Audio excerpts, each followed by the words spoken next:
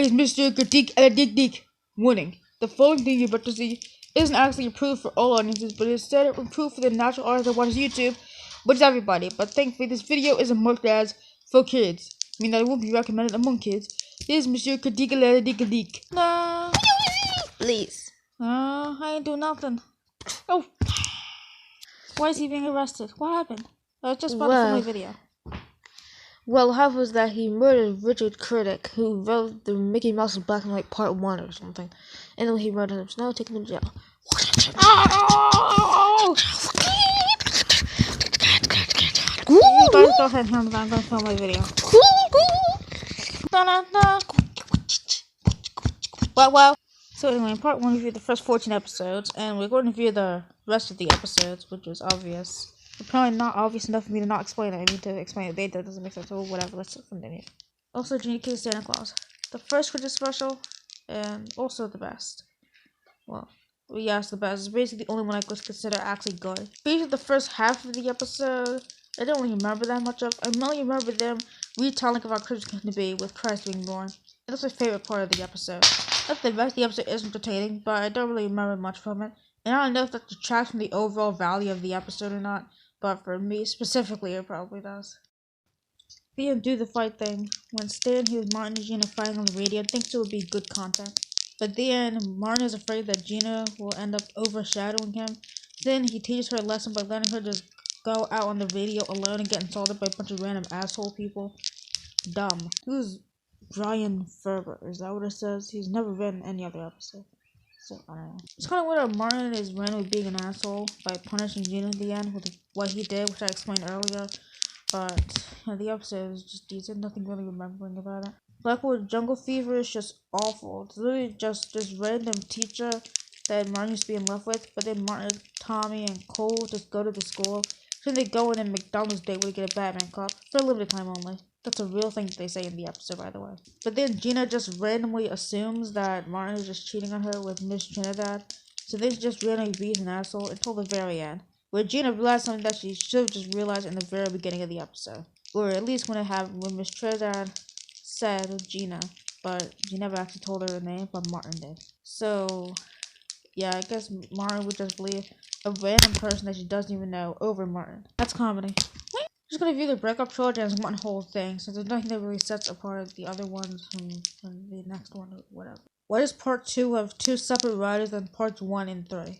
That's dumb. Anyway, the trilogy is good. That's basically all I have to say about it. Since the 3-part, I'm not gonna go through every single story detail because that would be stupid and pointless. I recommend that you just watch it yourself because it's great. Speaking of great, I'm Not Your Superwoman is...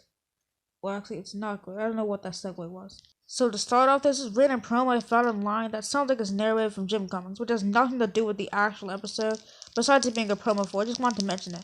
But this episode is just so awful. This basically just sounds like a random episode that would be in like the later seasons, with its cringe badness for no reason.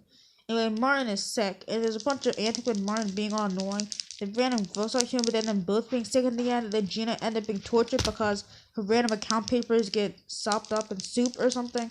So then, and to add on to that, Martin barfs on her shoes, great, funny, and then she ends up getting sick at the end. What exactly did Gina do to deserve this? Literally nothing. It's literally just Martin being annoying and an asshole, and then both of them getting punished for no reason. That's the greatest thing I've ever seen. Overall, it's just really awful. Credit Card Blues is just so boring. It's about this Martin, this random guy, getting arrested for credit card fraud, and then a bunch of random prison antics. I told the end where they just leave him in jail for no reason. I guess the reason that he left this random credit card fraud or something, but that's basically the only thing. Then Jerome's in the house, his Jerome introductory episode. Even though it's not just, he was first introduced in the Things They Did for Love episode.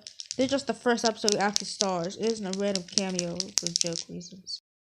And the only thing different this time is that he's a starring role for joke reasons. That doesn't make sense. Anyway, Pam randomly gets a date with Jerome, and that's basically the plot of the episode. There's a random plot point about Cole being jealous, and also everybody else joking about Pam dating Jerome. It's basically a random criminal.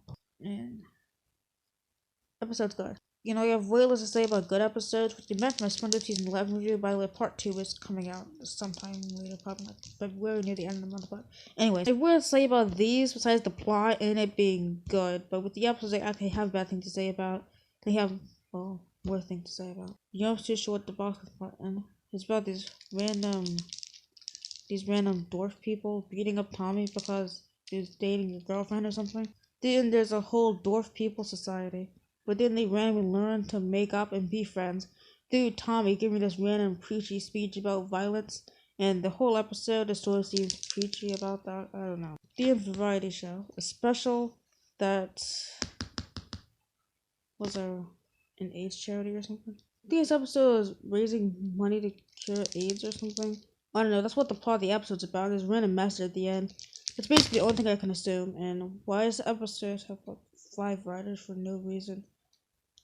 And as the title suggests, Martin is hosting a variety show, but then he starts being an asshole with his friends, only for the variety show to completely suck and fail, and then they hire all the rest of friends.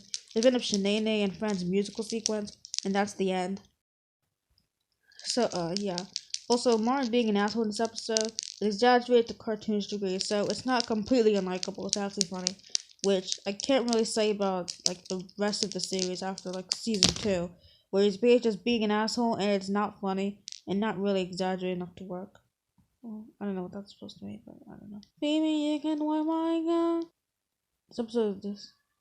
Well, it's good. What it does have is good, but there's a complete missed opportunity, missed potential. Well, not really potential. But in this episode, it's basically just a series of random cutaway guys them using the car, and blue screen antics ensue, but for some reason, there's no segment with Martin, because all the other characters have segments with Martin Lawrence played characters, but none of the other characters play any other characters. I mean, none of the other cast members play any other characters.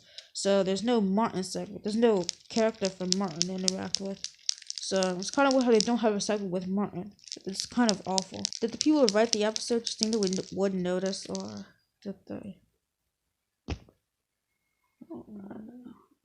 Oh yeah, by the way, I forgot to actually describe what happened, since it doesn't really make sense out of context why I'm complaining. Anyways, what happens is that Martin and Gina and Pam, went this random car, and they decide who gets to share it. Okay, that's it. And that's basically the rest of the episode, just random cutaway jokes. But in the very end, the car is getting destroyed to the cold idiocy, but nothing besides them back out of the parking lot, which is clearly just the camera shifting. Like, if I said I was moving the case, then I was moving the case, right? Well, no, it's just the camera shifting all over. Yeah, that's just kind of awful, and we don't really see anything beyond that. Don't have any problems with the episode besides the big one that I mentioned earlier, namely Bay. Anyway, this episode sees the return of that random Lonnie Level character, which I didn't mention the breakup trilogy because I forgot and didn't care, but he has more of a big role in this episode. Also, who's Bill Bronstein? There's no way that's someone's actual name. In this season finale, it's not really much of a finale, it's more of a random last episode. There wouldn't really be a point of like a big finale thing in the first season. Plus the range is just awful. Neil Lionel's return, and now he's a scammer in a random church. Well, a lawyer, I think. Then Martin sets him up with Gina, and then he turns out to be an asshole. And I like the credit scene where he's crying while he's admitting that he lied about being a scheme person. And that's it. The end of season 1. Oh, there's some bonus features. You don't know what the actual season, might as well just review the DVD. Or the DVDs, rather. Thinking about the possibility of making a separate DVD reviews episode in the 5 seasons, but that would be pointless. I could basically just sum up all my thoughts on the DVDs at the very end. Anyway, all of the discs have the same menus. They have these 2 little squares where they show clips, but it has all the same clips, just cropped a different way, and all the clips are from the first disc, which is like the first 7 episodes. Probably not even from that, for like the first 4 episodes. To make it even worse, there's no play all option for some reason. Meaning that every time you have to go down and select the next episode. It's awful. What is this, like the 1980s? Well, DVDs didn't exist back then, but these DVDs came out in late 2010. I mean, late 2000s, I guess. They couldn't have even had the simple convention of a play all option. Horrid. And I mentioned these bonus features. And first we get into the blooper reel, which has a warning parent advisory content. And that's basically the only reason that they just randomly drop the F-bomb over and over. Which I'm only going to say once. No, so that's basically the only reason. If you think that people dropping the F-bomb over and over as comedy, you're in for a damn treat. And with the favorite moments commentary, it's literally just favorite moments. With the commentary, it doesn't really provide any sort of behind the scenes or anything, just him talking over random clips. And also, there's no favorite moments without commentary. So it's entirely pointless. These bonus features suck, and they don't even offer any sort of behind the scenes or anything. They don't even include TV promos. That's it. Audio, video are good. Bye.